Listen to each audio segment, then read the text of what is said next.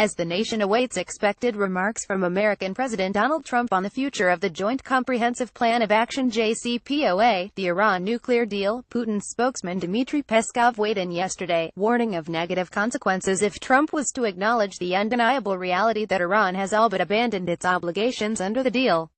Obviously, if one country leaves the deal, especially such a key country as the U.S., then that will have negative consequences, Peskov told reporters on Monday, without elaborating. We can only try to predict the nature of these consequences, which we are doing now. Russia is a regional power that has no business weighing in on the Iran deal or anything happening in the Middle East, or Africa, or Latin America, and relies almost entirely on Iran for its global influence. Russia's economy is fledgling at best, a woeful foe for a rival like its thriving neighbor China, and its military is doing little to prove it has the training and resilience to withstand its Iran-mandated role in the Syrian civil war.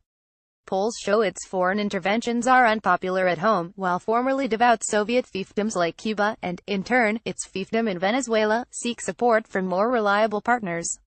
Yet Putin's team is so adept at crafting an ominous turn of phrase that his negative consequences assertion has alarmed American media.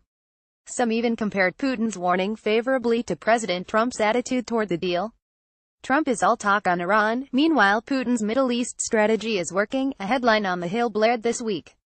The article was posted hours before Russian officials admitted yet another military accident in Syria.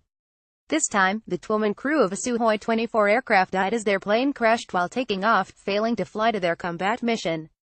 The crash follows a much deadlier incident in which a Russian military jet crashed while flying to Syria with 91 people on board. Putin masks in Peskov's declaration that he believes in Iran's benevolence, and that in almost every part of the world outside of the post-Soviet region his government's footprint is preceded by a larger, more formidable Iranian presence. In Latin America, leftists who once embraced the USSR as their primary patron now view Putin as an afterthought. Havana has welcomed Iranian President Hassan Rouhani with open arms while Tehran expands its new chapter in bilateral relations with the regime. Putin's government, meanwhile, has been forced to make embarrassing remarks regarding its ability to provide Cuba the support it needs to continue existing as a communist tyranny. Cuba really wants more supplies, but the question is in financial sources.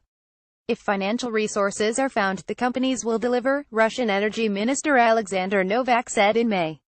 It's not charity. With those words, Novak confirmed that Russia was struggling to do what Venezuela could breezily afford for over a decade until recently, subsidizing the Castro regime with free energy.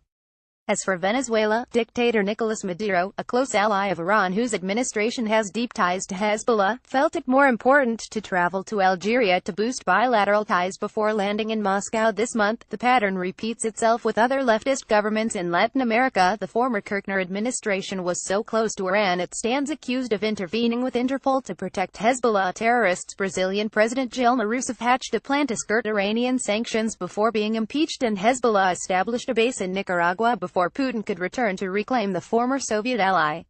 What's more, the Russian military is spread exceedingly thin around the world. What appeared to be a world-class military, flanked by deadly paramilitary forces and a sophisticated diplomatic apparatus, in places like Georgia and Ukraine now looks more like a pathetic plea for attention a la Cuba's invasion of Angola and Syria and Libya. In the latter, Russia has backed former General Khalifa Haftar, an anti-Islamist power player in what is effectively largest piece of terra nullius in the world, but only after Haftar proved himself to command the most potent forces in the country. In the former, dictator Bashar al-Assad relies more on Iran-backed militias, Iran-recruited Afghan cannon fodder, and Iran's Revolutionary Guard Corps IRGC than the Russian military. Behind this Russian military decline may be the sad state of its economy.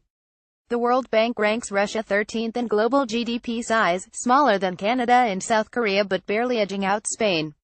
At nearly $1.3 trillion, Russia's GDP is dwarfed by China $11.1 trillion, Japan $4.9 trillion, and France $2.5 trillion. With compounding American and European Union sanctions on Russia over the various invasions it has conducted of its neighbors, economists expressed little hope in a major market rebound this year, while polls show Russians increasingly concerned with the fiscal state of their federation.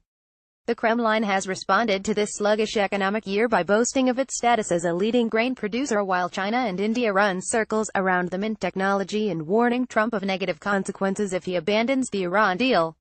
All of this is not to say that the Putin regime is not a serial human rights violator, nor that it does not pose a significant threat to neighbors and U.S. allies like the Baltic states, Ukraine, or Georgia. But the Kremlin's publicity machine, through statements on issues its opinion carries no weight and continues to feed the myth that Russia is on par with China and even Iran as a global challenger to American influence abroad. Russia's reality struggles to keep up with that illusion. Follow Francis Martel on Facebook and Twitter.